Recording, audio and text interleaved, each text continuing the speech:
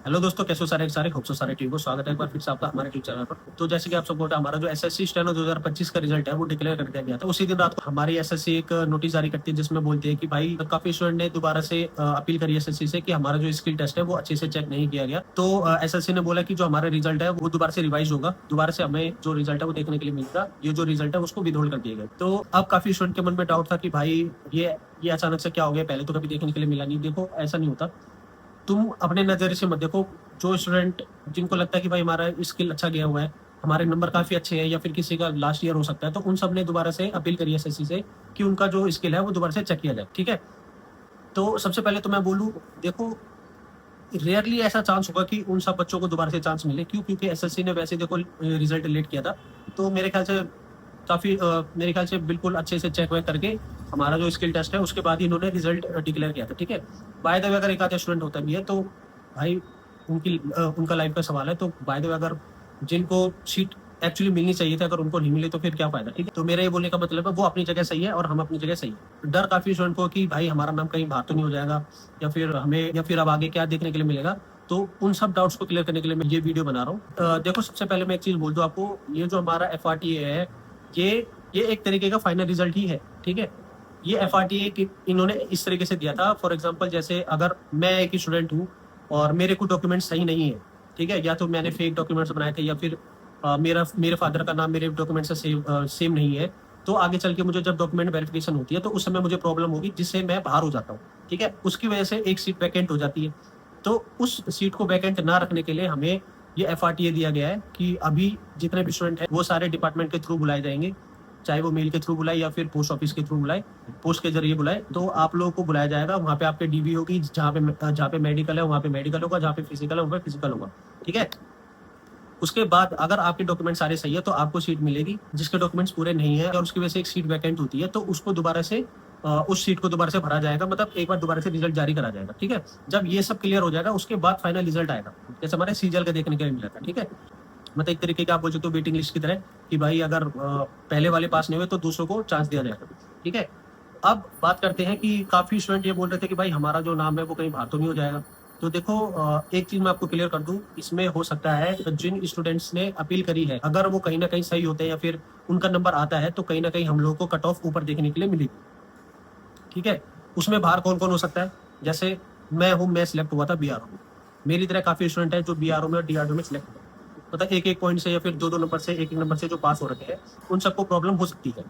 ठीक है। मैं ये नहीं कह रहा कि होगी, बट देखो, अगर वो सिलेक्ट होते हैं तो फिर ऑब्वियसली कट ऑफ बढ़ेगी। प्रॉब्लम किस किस को करनी पड़ सकती है? ऐसा नहीं है कि सिर्फ डी ग्रेड वालों को। अब सी ग्रेड में अगर कोई 4600 पे लगा है, उसी 4600 पे अगर एक बंदे ने, उसके नंबर उसी के बराबर है और अगर उससे ज्यादा है, और उसने अपील कर रखी है कि भाई मेरा स्किल अच्छा गया मगर मुझे फेल कर दिया गया, और बाय द वे अगर उसका स्किल सही जाता है तो आप उस 4600 में हट के 4200 में आओगे और वो 4600 में आएगा। ठीक है। अगर वो सही होता है तो। ठीक है।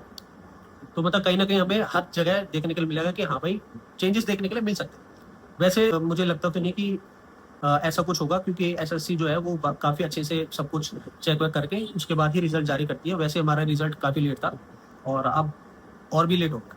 क्या देखो, इसके पीछे रीजन भी ठीक है। अगर भाई कोई स्टूडेंट है जिसे लगता है कि मेरा एकदम अच्छा स्किल गया, मगर कहीं ना कहीं उन्होंने मेरा स्किल अच्छे से चेक नहीं किया और मेरा नंबर आ सकता था, या फिर मेरी उम्र नहीं है, अब आगे मैं एग्जाम नहीं दे सकता और मेरा ही लास्ट ईयर है, तो मैं 100% अपना चेक करवाऊंगा कि हाँ, मैं कहीं ना कहीं अगर बाय द वे मुझे कहीं ना कहीं से सीट मिल जाती है तो मैं हर चीज वो कोशिश करूंगा, हर वो मुमकिन कोशिश करूंगा जिससे मैं सीट ले सकूँ।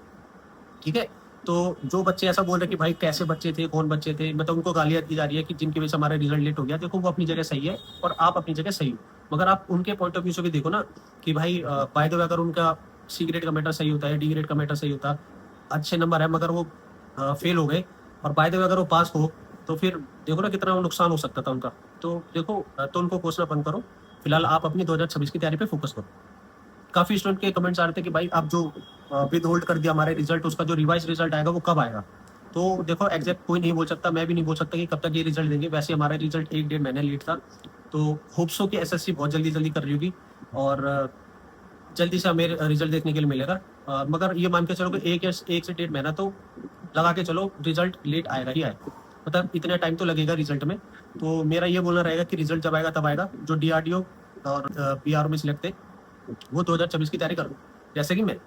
ठीक है, मैं भी बीआर में सिलेक्ट था, तो मुझे भी अभी कंफर्म नहीं है कि हाँ भाई मेरा नाम रिवाइज रिजल्ट में आएगा ही आएगा। ठीक है, मैं श्योर नहीं हो सकता, बाहर भी हो सकते हैं, ऐसा कुछ नहीं है कि बाहर नहीं हो सकते, हमारा नाम नहीं भी आ सकता है जो अब हमारा रिजल्ट रिवाइज रिजल्ट हो। मैंने एक वीडियो बनाई थी कि जैसे मेरा नाम फाइनली लिस्ट में आ गया, बट काफी स्टूडेंट बोल भी रहे थे कि भाई अभी तो रिवाइज रिजल्ट आना बाकी है, ये है वो है। तो देखो खुशी है मुझे कि चलो मैंने क्लियर तो किया, इतनी दौड़ा भागी करने के बाद भी, और थोड़ी मेहनत भी थी।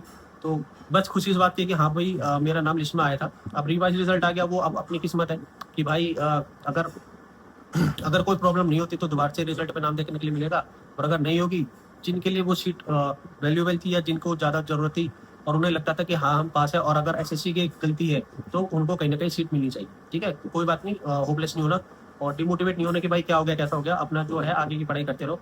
अगर डिमोटिवेट होकर बैठ जाओगे तो फिर कोई फायदा नहीं। ठीक है, मेरा इस वीडियो को बनाने का मेन मोटिव यही था कि आप लोग डिमोटिवेट मत हो और दूसरों को कोसना बंद करो भाई। कि कई काफी स्टूडेंट ऐसा बोल रहे कि पता नहीं कौन थे क्या थे, कुछ भी एसएससी में डाल देते, हमारा रिजल्ट वैसे ही लेट है और लेट कर दिया।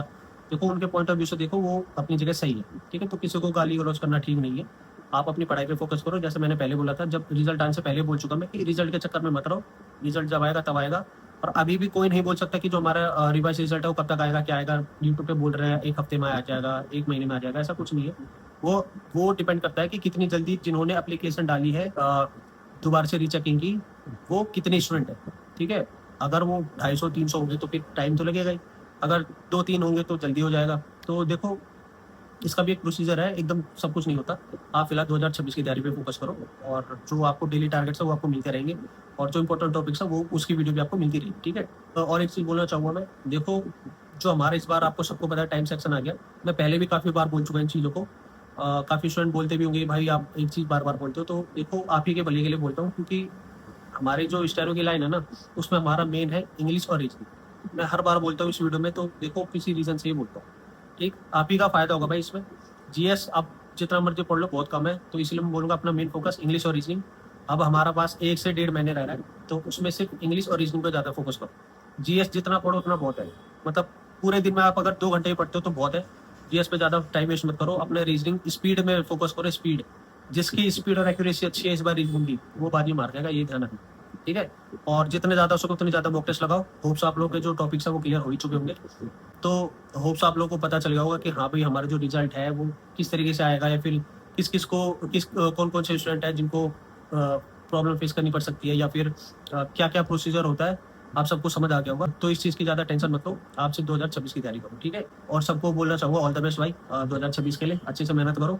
और अगर कोई भी डाउट आता है तो कमेंट में जरूर बताया करो कि भाई हमें इस चीज़ में डाउट आ रहा है, तो मैं पूरी कोशिश करूँगा कि आपके कमेंट पर रिप्लाई करूँ और आपका जो डाउट है वो ना रहे। ठीक है, तो इस वीडियो फिलहाल इतना है। अगर वीडियो चलेगी तो लाइक शेयर सब्सक्राइब जरूर करना। मिलते हैं नेक्स्ट वीडियो में।